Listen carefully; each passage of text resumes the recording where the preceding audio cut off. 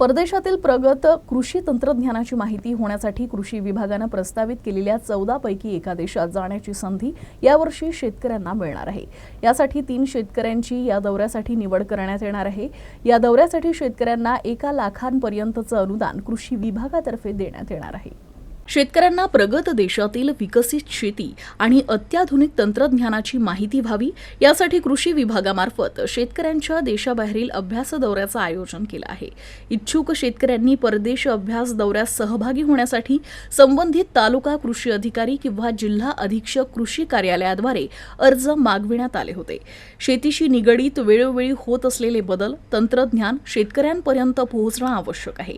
यासाठी राज्य शासनाच्या योजनेअंतर्गत शेतकऱ्यांना देशाबाहेरील अभ्यास दौऱ्याचं आयोजन करण्यात आलं।